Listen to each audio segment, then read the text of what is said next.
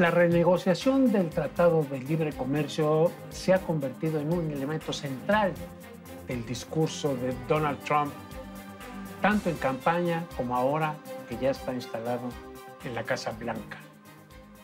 El presidente de Estados Unidos amenaza incluso con desaparecer o salirse de ese tratado en caso de que no quede a la entera satisfacción de su país. America First, dice Trump. Para hablar del tema, hoy tenemos con nosotros a la profesora, doctora en economía, Leticia Armenta. Ella es maestra en el Tecnológico de Monterrey, especialista en temas económicos y por ende en los temas también comerciales. Maestra, muy buenas noches. Mi socio, te cedo la pregunta, Rubén Cortés. La primera, venga. Gracias. Doctora, el TLC tiene 23 años.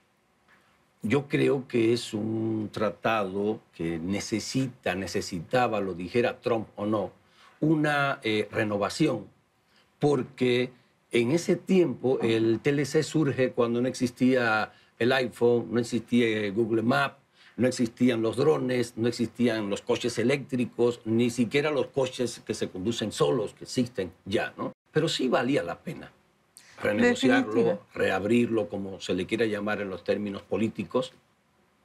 Definitivamente sí, la renegociación era inevitable. De hecho, si recordamos un poco, meses previos a la llegada de Trump, pues hay una euforia porque hay un acuerdo que lo conocemos por sus siglas TPP, que es el Trans-Pacific. El Transpacífico. Este acuerdo, de por sí, por el tipo de cláusulas que venía, por los países que estaban involucrados, por los sectores sensibles en cada uno de estos países, implicaba tácitamente una renegociación de nuestro Telecán. Obviamente eso no era muy publicitado, sino que se estaba enfocando hacia una nueva vía para incrementar el comercio. Pero tenemos que ubicar que hay sectores de nuestra economía que, así como nosotros somos exportadores, hay otras partes del mundo que también lo son, que son muy exitosos, y al formar parte de este TPP, bueno, pues implicaba ahí un acuerdo entre ya en ese momento las partes, en donde los sectores precisamente triunfadores en el caso mexicano, triunfadores en aquellos otros lugares, pues querían tener obviamente una prioridad en las negociaciones. Entonces, cuando el gobierno mexicano se pues involucra en todo este movimiento, que además tardó años, recordemos que fue una adhesión paulatina de todos estos países, bueno, pues las conversaciones inevitablemente implicaban ir modificando este Telecán. Maestra, México podría subsistir sin el TLC. Subsistir sí, por supuesto, porque como país, bueno, pues tenemos una dinámica propia y nuestro mercado es uno de los mercados pues más apetecibles para incluso otras naciones, porque tenemos una población muy grande, ¿no? Alrededor de 120, algunos ya están hablando de 130 millones de habitantes, y en sí mismo nuestro mercado puede ser apetecible para ciertos productos. Subsistir sí.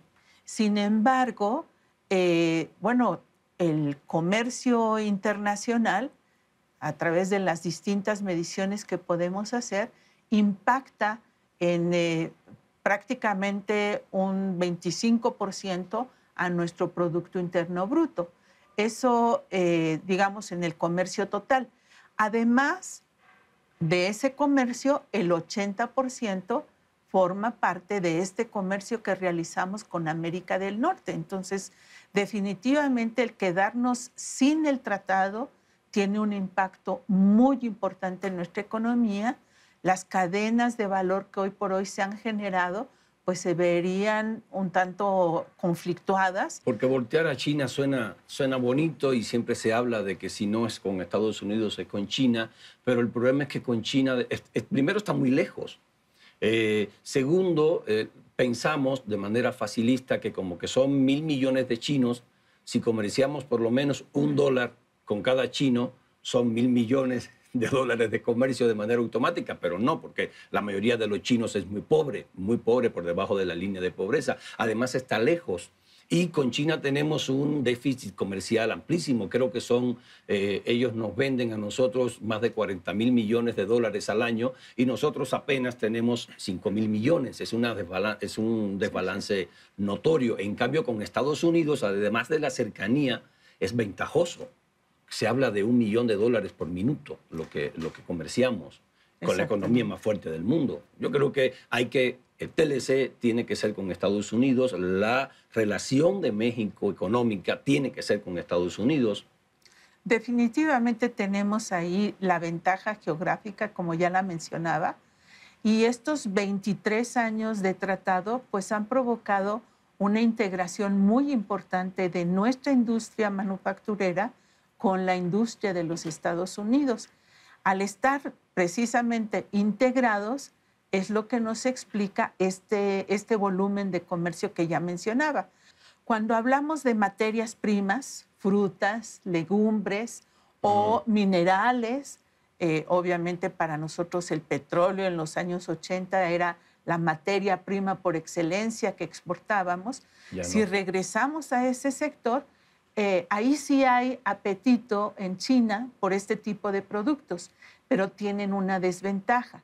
Cuando los chinos exportan hacia México productos, son productos elaborados, son productos tecnológicos y por lo tanto tienen un valor, ¿verdad? Dada la transformación que se ha tenido para llegar a ese producto y nosotros les estaríamos vendiendo materia prima. Eso definitivamente pues no es compatible porque el valor de una y otra mercancía son muy distanciados. Difícilmente podríamos estar pues llegando a un equilibrio en este comercio. Doctora, se ha hablado mucho de todo el daño que pudiera causar a México una eventual salida de Estados Unidos de Telecán. Sin embargo, se habla poco de lo que a Estados Unidos le perjudicaría dejar esa salida de Telecán, porque hay sectores de la economía estadounidense que dependen mucho de sus intercambios con México. Explíquenos cómo está ese tema.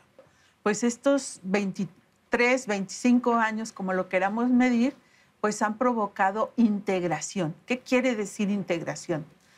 El hecho de que para producir un automóvil tengamos diferentes componentes y estos componentes vengan de ambas fronteras, implica que esta industria ya no es una industria exclusiva de un país o de otro, sino al contrario, es una industria que está integrada porque su cadena de producción requiere de la intervención no solo de componentes, sino de mano de obra que está produciendo en ambos lados de la frontera, de tal forma que las automotrices pues lo que han hecho es un sistema de logística en donde van ubicando la producción dependiendo de la ventaja geográfica en donde es mejor para ellos producir. No necesariamente implica todo el auto completo en un solo lugar, sino al contrario. Las partes de ese auto de diferentes puntos geográficos y se ensamblan.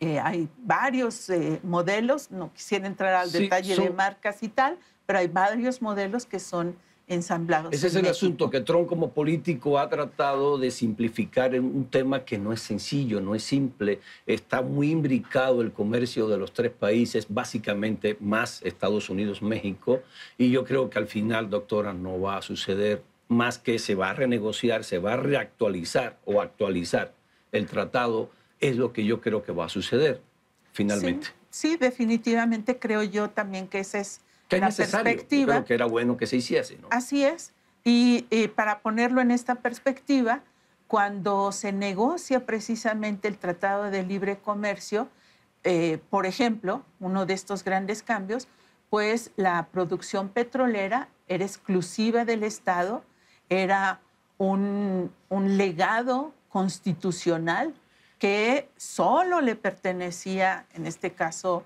a Pemex como la empresa estatal única existente, y hoy ya no es así. Cambió el mundo y hay que adaptarse al mundo nuevo. Doctora, nos vamos a tener que ir, pero antes quisiera que me dijera, empezó Donald Trump muy agresivo con México. Acuérdese de las amenazas que hizo a las industrias automotrices. Ford inclusive canceló el proyecto que tenía en San Luis Potosí y finalmente sí logró de alguna manera, pues en un principio, hacer daño. Hoy parece que el agua vuelve a su nivel, ya no están esas polémicas tan fuertes. Siento que como que la misma realidad lo ha obligado a moderar el tono. Ya no se habla como hablaba de poner el impuesto en la frontera a las industrias automotrices, porque estamos hablando y poniendo ese ejemplo, que fabriquen autos en México, ese impuesto fronterizo, que al final lo hubieran tenido que absorber los propios consumidores estadounidenses. ¿Usted nota que ha habido ese repliegue del que yo estoy hablando? Definitivamente sí, y como bien lo menciona, es la realidad la que ha llevado este tipo de declaraciones a su justa dimensión.